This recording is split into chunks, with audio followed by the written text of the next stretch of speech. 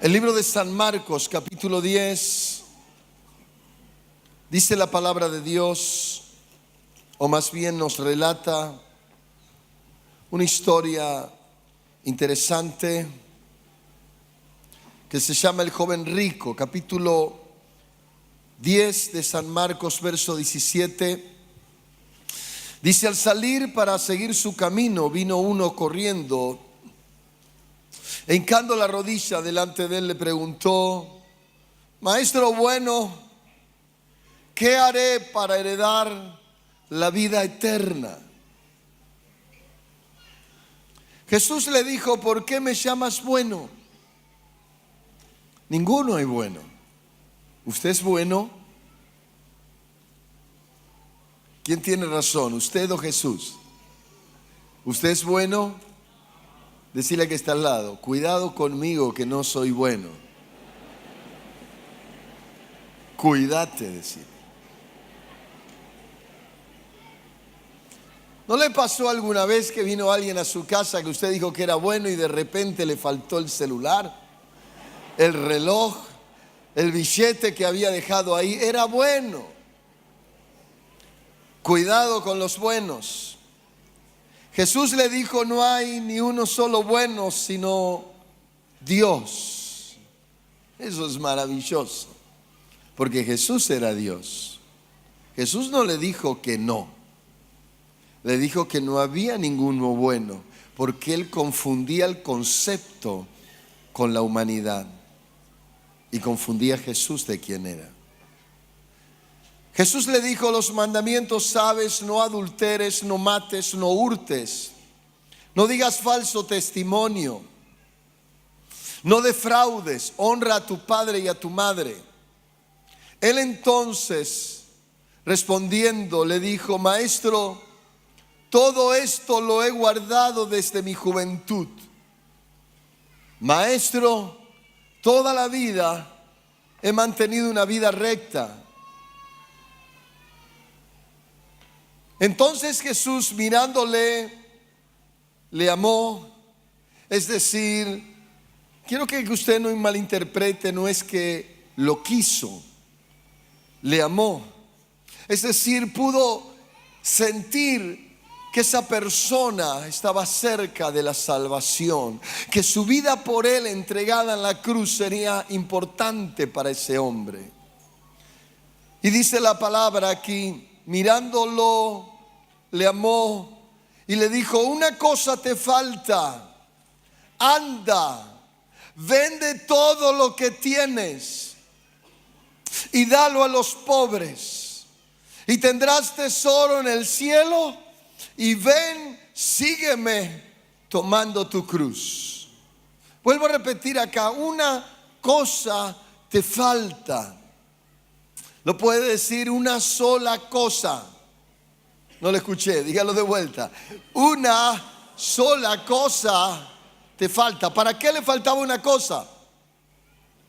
Para alcanzar ¿qué? La vida eterna. Una cosa le faltaba. Una cosa. Es interesante. No le faltaban 20, le faltaba una. Una, decía que está al lado, una sola. Este tipo era casi perfecto. El tema fue lo que le faltaba. Jesús le dijo: bueno, mira, una cosa te falta. Este hombre ha dicho: ay, gracias a Dios, porque estaría transpirando delante de Jesús. Y Jesús, con una simpatía sobrenatural, le dijo: mira, anda y vende todo lo que tenés y dáselo a los pobres, y después ven y sígueme. Y el hombre habrá abierto los ojos como dos huevos fritos recién cocinados y se habrá quedado mirándolo ahí. Y la historia dice que se dio media vuelta y se fue. Pero él, verso 22, afligido porque tenía que soltar una sola cosa. Jesús le había dicho: una cosa te falta, vende todo, todo lo que tienes. Vende todo lo que tienes y dalo a los pobres, y tendrás tesoro en el cielo, y ven y sígueme tomando tu cruz, la clase de vida que te venga, sin importarte demasiado. Pero él, afligido por esta palabra, se fue triste porque tenía muchas posesiones. Wow. Entonces Jesús, mirando alrededor, dijo a sus discípulos: cuán difícilmente entrarán en el reino de Dios los que tienen riquezas. Recuerde que hay muchos tipos de riquezas.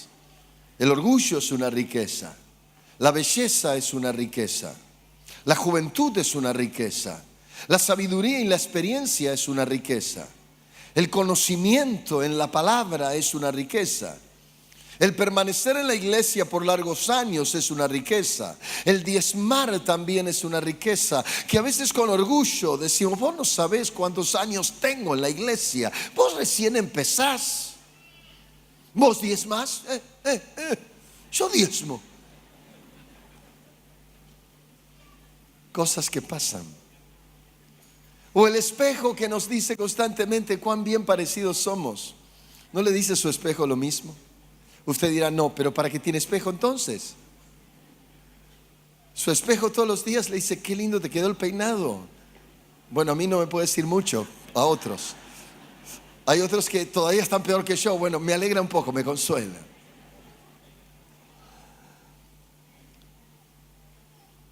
Jesús le dijo lo siguiente: cuán difícilmente, verso 23, mirando alrededor a sus discípulos, les dijo: cuán difícilmente entrarán en el reino de Dios los que tienen riquezas. Los discípulos se asombraron de sus palabras, pero Jesús, respondiendo, volvió a decirles: hijos, cuán difícilmente les es entrar en el reino de Dios a los que confían, a los que se apoyan en las riquezas. Más fácil es pasar un camello por el ojo de una aguja, por una puerta pequeña llamada aguja en las grandes ciudades fortificadas. Va a ser más fácil pasar ese camello, que no pasa, es imposible, que entrar un rico en el reino de Dios.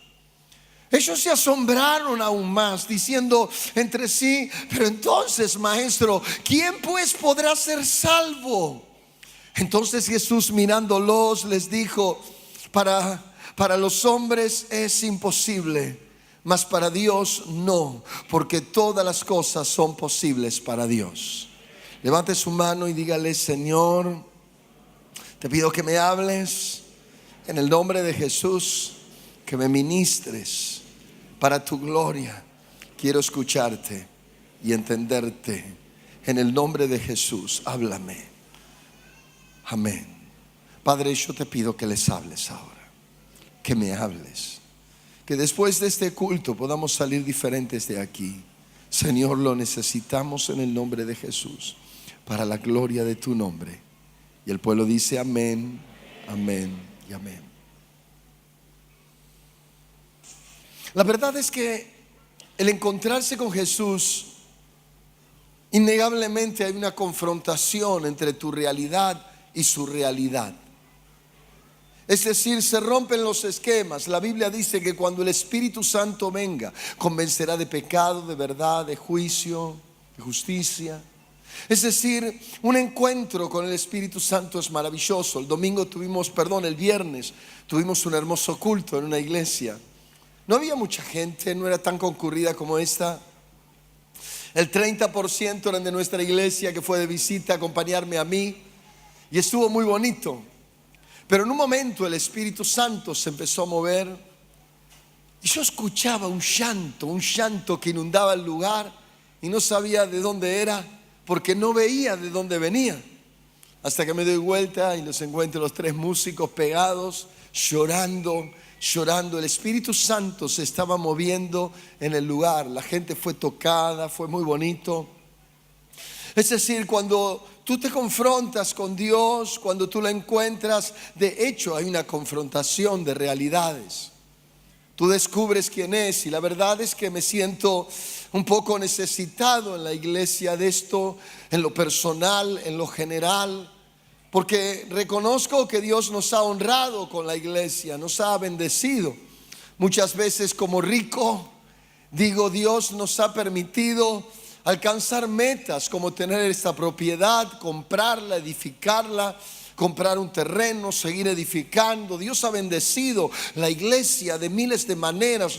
Yo creo que fue sabiduría, pero también fue que Dios encontró obediencia, encontró gente dispuesta a escucharle a Él, desde mi persona hasta muchos que se sumaron a mí.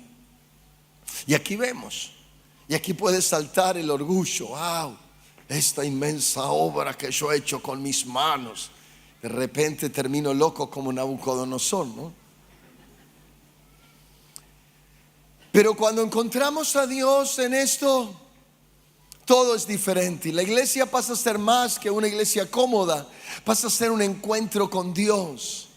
Por eso me gustan las cosas sencillas. Cuando viene alguien y me dice: pastor, yo conocí al Señor hace una semana, o yo lo conocí hace 3 meses, o esa dama que me dijo: hoy todo está mal, pero yo conocí al Señor hace unos meses y mi vida cambió. Y wow, conocer al Señor, un encuentro que nos transforma, pero a la vez que puede saltar a mostrar cuán religiosos somos, cuán carnales, cuán terrenales. Yo estaba meditando en personajes de los cuales prediqué en estos días, como por ejemplo hablé del buen samaritano. Uno mira la historia del buen samaritano y yo veía algunos rostros por ahí, hermanos, que se sienten el buen samaritano. Y es verdad, usted los puede ver sirviendo en aquel lugar, en el otro, trabajando. Es decir, yo soy un buen samaritano. Y hasta podría decir en su riqueza: yo no soy igual que los demás que se la pasan sentados en el culto. No soy como los músicos que solo cantan. Y yo voy a donde están los necesitados y los atiendo y les corto el cabello. Podría ser. Hasta que de repente a la mujer que está divorciada o que está enojada con su marido, se le cruza en ese lugar su marido. Y ya empieza a cortar con ira el pelo. Y al pobre nene lo pela de bronca. Porque en realidad nuestros samaritanos tienen que tener la cara de los que queremos, de nuestros pobrecitos. No puede tener la cara de aquel que usted le tiene bronca o le tiene odio. Y fíjese ahí cómo comienza a cambiar la realidad. Podemos ser espirituales para unos, pero para otros podemos parecer endemoniados. Es decir, la realidad de lo que somos delante de Dios tiene que ser confrontada de alguna manera con el Espíritu Santo. El samaritano era odiado por los judíos, y muy posiblemente 99% que aquel a quien él tuvo que acudir era alguien que lo odiaba a él.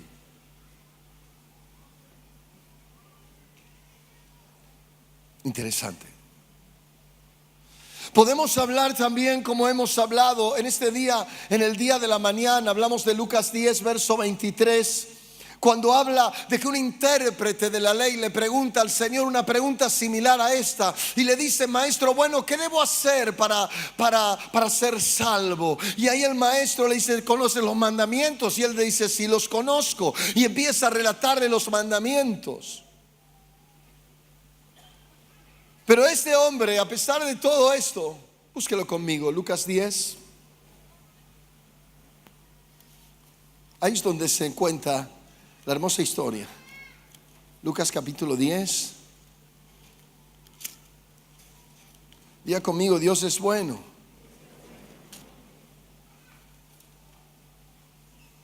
Lucas 10, verso 25. Ahí es donde se cuenta la hermosa historia del buen samaritano.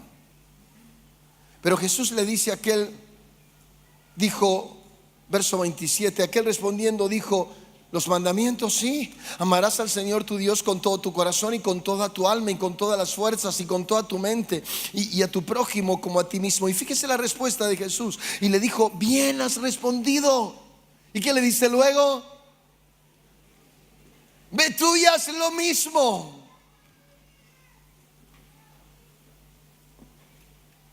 El joven rico se fue. No sé lo que pasó con pero Jesús luego les explica la historia del samaritano a los discípulos. Y la verdad es que cuando nos metemos en esto empezamos a entender que es mucho más que ser un estudioso de las escrituras, un intérprete de la ley como alguien que conoce, que fue al instituto, que se estudió todo, se recibió y con los mejores promedios. Ve tú y haz lo mismo. Jesús los destrozaba. Y podría continuar en este día contando un montón de historias de personajes que realmente marcaron algunas prédicas de estos días. Entre ellos podría hablarles, si quiere, de Judas. Yo comencé en esta mañana diciendo: todos tenemos un Judas. ¿Sabe qué buen muchacho es este? Usted dirá: sí, lo veo, es un gran siervo. Bueno, pregúntele a la esposa ahora.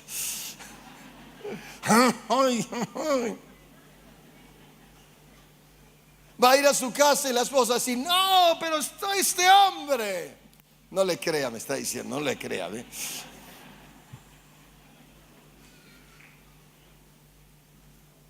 Porque todos de alguna manera tenemos dentro de sí uno que no quiere morir, uno que no quiere dejar de ser como es.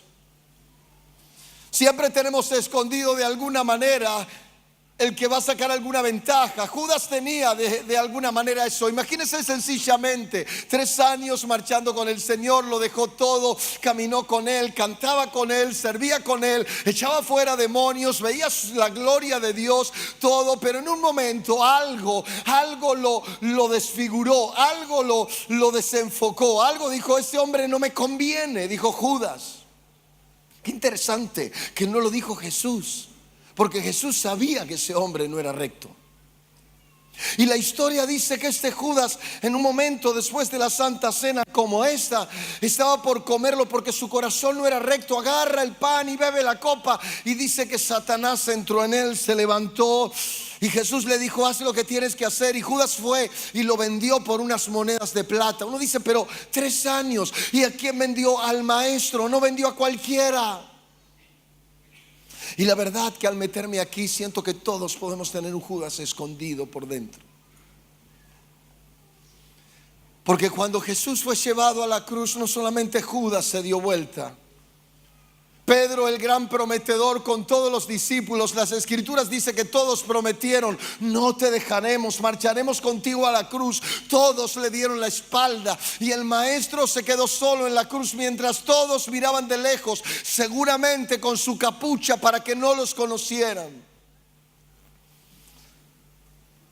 Y cuando el maestro resucitó, ¿dónde estaban los valientes que iban a dar la vida, escondidos por miedo a que no los mataran? La verdad es que creo que la línea que separa un genuino discípulo de uno que no lo es el temor a no renunciar a muchas cosas. Jesús dijo: el que no renuncia a todo lo que posee no puede ser mi discípulo. El que no lleva la cruz cada día no puede ser mi discípulo, dijo el Señor. No puede. Es necesario morir. Todos huyeron por temor. Así mucha gente viene a las iglesias y cuando el pastor es bueno y es carismático y buenos mensajes, ahí están. Pero cuando el pastor empieza a presionar o no es lo esperado, ya empieza una resistencia y empiezan a irse. No me gusta aquello, la crítica y demás. Siempre les digo: no congregues aquí, está bien, congrega en otro lado. ¿Y sabe lo que me dicen? Pastor, cuando yo vuelvo a congregar, voy a congregar donde usted está. Le digo: no, vos tenés que seguir a Jesús. Estás pecando, estás fuera de la cobertura divina de esa manera. Con eso quiero casi ir terminando. La verdad es que me gustó este mensaje y se lo quiero volver a recordar. Todos huyeron. Ahí estaba usted, ahí estaba yo, ahí estaba Michael, Ahí estaba Lucas. Ahí estábamos todos, huyendo, encerrados en el aposento alto, con vergüenza a que nos pudieran descubrir y nos quisieran presionar. Miedo a tener que decir la verdad, como dijo Pedro cuando estaba delante de los soldados. Dice: yo no lo conozco a Jesús. Pero ¿cómo que no? Si tú hablas hasta como ellos. No, yo no lo conozco. Y dice la Biblia que maldijo. Una mujer dijo: tú estabas con él. Yo me doy cuenta que estabas con él, porque yo te vi. Y Pedro maldijo. Es como si dijera: no quiero decir la palabra, él lo dijo, yo no lo conozco. Usted dirá: ¿por qué? Porque Pedro tenía miedo a morir. Y yo me pregunto, ¿cuál es la línea fina de tu miedo a morir? ¿Cuál es la línea? Estoy marcando líderes reconocidos. ¿Cuál es la línea de morir? ¿Qué es lo que Dios te está diciendo? Tienes que dejar, tienes que renunciar a eso finito. Tú sabes que hay un límite. Mientras no llegas a ese límite, estás de fiesta hasta que te confrontas con Jesús. Y Jesús te dice: bueno, llegó la hora de vender todo lo que tienes y dárselo a los pobres. Y dice: pero toda la vida laburé por esto, pero mi familia depende de esto. ¿Cómo voy a renunciar a esto? ¿Cómo voy a renunciar a esa propiedad que nunca me pagaron? ¿Cómo voy a renunciar a los bienes de mi padre, a la herencia? ¿Cómo voy a renunciar a todo lo que es mío? Y si no voy al médico y me muero, ¿cómo voy? No, fíjese el miedo a la muerte. La historia dice que estuvieron 40 días con Jesús después de resucitado. Jesús les habló, siguió con su programa de enseñanzas, les siguió hablando y demás. Es buena la enseñanza, pero no es suficiente, y el maestro lo sabía. Permanecieron encerrados después de saber tanto y haber estado con Jesús. No le predicaban a nadie, eran solo conocedores de la palabra. ¿Sabe cuántos hay así? Gente que no lo experimenta, gente que no lo disfruta, gente que no lo conoce, gente que le pesan las cosas terrenales. ¿Sabe cuántos hay así? Que una pérdida le amarga todo el día y hasta toda la vida, tal vez.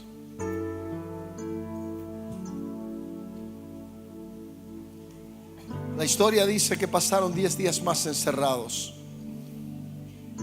hasta que Hechos 2, verso 1 al 4 dice que pasó algo sobrenatural. Hace poquito una persona me dijo: pastor, ¿cuál es la señal del Espíritu Santo? ¿Es el hablar en lenguas?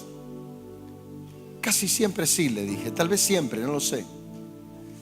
Pero la señal más clara de que una persona recibió el Espíritu Santo es que ya no vive para sí. Pablo lo dijo: ya no vivo yo, ahora vive Cristo en mí. Yo estoy crucificado. La verdad que el que está dentro mío, diría Pablo, le gusta mentir, es un orgulloso, se cree el mejor.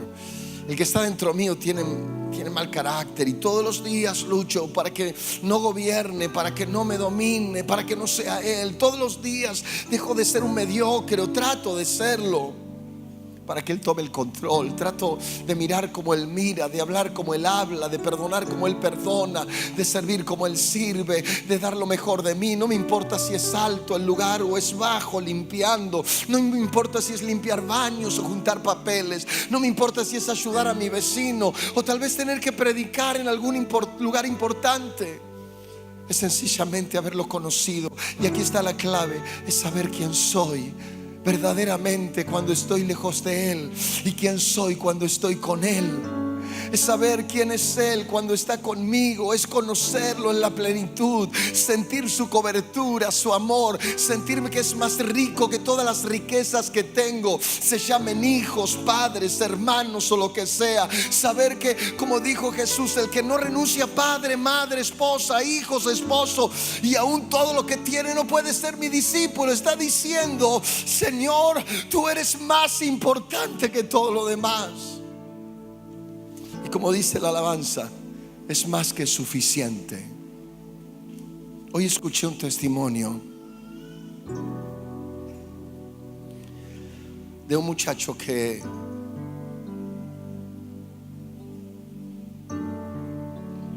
a su hijo de 2 años se lo mató una camioneta. Ese muchacho era un joven predicador de la iglesia. Dice: por un mes no hice más nada. Me quedé encerrado en mi luto hasta que luego me acerqué a la iglesia. Y volví otra vez a servir y a trabajar. Y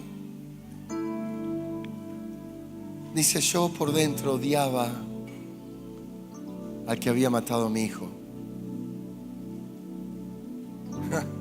El predicador. Hasta que un día, dice, me encontré con él en un lugar. Dice: era el momento para matarlo, para golpearlo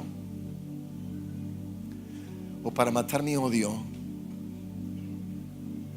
Y dice: ahí me acerqué a él, muchacho musculoso, bien armado, y le dije: yo quiero decirte que tenía mucho rencor en mi corazón hacia vos, porque mi hijito estaba lleno de vida y me costó soltarlo, pero hoy quiero decirte que te perdono.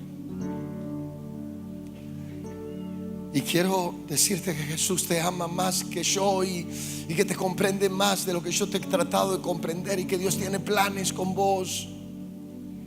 Y cuando miraba el video, dice: hey, ahí estás, vení. Dice: este es el que atropelló a mi hijo. Ahora juntos vamos a predicar a todos lados los dos, llevando el mensaje de Jesús donde Dios nos llama.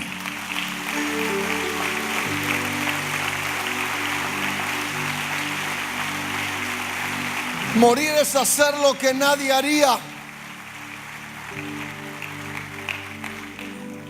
Es verdad. Porque ¿quién quiere morir? Morir es hacer lo que nadie se le antoja hacer. Y sé que Dios está buscando en esta noche gente que quiera ser lleno del Espíritu Santo y le diga al Señor: Señor, ya no quiero ser a mi manera. Personas que quieran dejar su yo en el altar. Cierro de esta forma. Jesús le dijo a los discípulos esto. Marcos, verso 27. Jesús mirándole les dijo: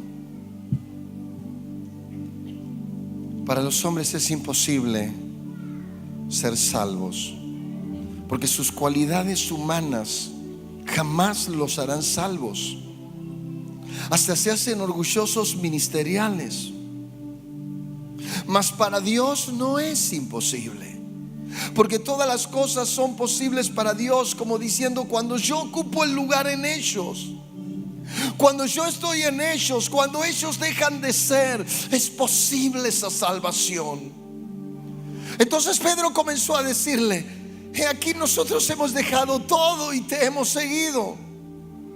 Respondió Jesús y digo: de cierto os digo que no hay ninguno que haya dejado casa o hermanos o hermanas o padre o madre o mujer o hijos o tierras por causa de mí, del evangelio, que no reciba 100 veces más ahora en este tiempo casas, hermanos, hermanas, madres, hijos y tierras con persecuciones, y en el siglo venidero la vida eterna. como diciendo: si mueres a vos y yo vivo en vos, quédate tranquilo, todo va a estar en control. Dos jóvenes me dijeron: pastor, explíqueme esto de la voluntad de Dios. ¿Cómo se hace la voluntad de Dios? ¿Cómo puedo saber cuál es la voluntad de Dios? La pregunta que tendrán muchos de los que están aquí. Muy simple. Una vez Dios me lo dijo. Es como un barquito de papel en una zanja llena de agua que se va solo. No es la voluntad del barco, es la voluntad del río. Mateo capítulo 6, el Padre Nuestro dice: sea hecha tu voluntad. Déjate guiar. Tal vez te lleve hacia la cruz misma, pero déjalo guiar. Te dará mucho más de lo que la vida te ha dado hasta hoy, porque es Dios el que te guiará. Te invito a cerrar tus ojos. Entrégale todo en esta hermosa noche.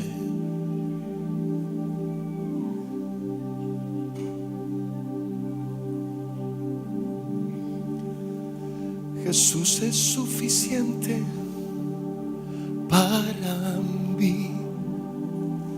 No hace falta nada. Me basta su gracia, nada más.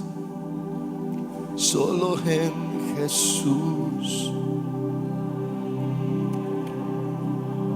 Yo sé que no hay lugar para usar el altar hoy, pero todo aquel que quiera entregar toda su vida a Jesús, fornicaciones, mentiras, odio, rencor, malas palabras, enojos, todo aquel que quiera entregar el pasado, la historia de papá y de mamá, de abuelos, su propia vida, el que dice: Señor, tú serás el primero, el que quiere dar hijos al Señor y entregarlos, el que quiere entregar el gran amor de la persona amada, ponte de pie y dile: Señor, yo te lo quiero dar. El que quiere entregar su culpa, sus errores, sus faltas, el que quiere decirle: yo no lo voy a hacer nunca más. El que dice: seré diferente a partir de hoy. Póngase de pie para Él y dígaselo a Él. El que quiere entregar su religiosidad y quiere volver a encontrarlo, encontrarse con Él, póngase de pie y dígaselo. Cuando una persona se encuentra con Él, no será más la misma.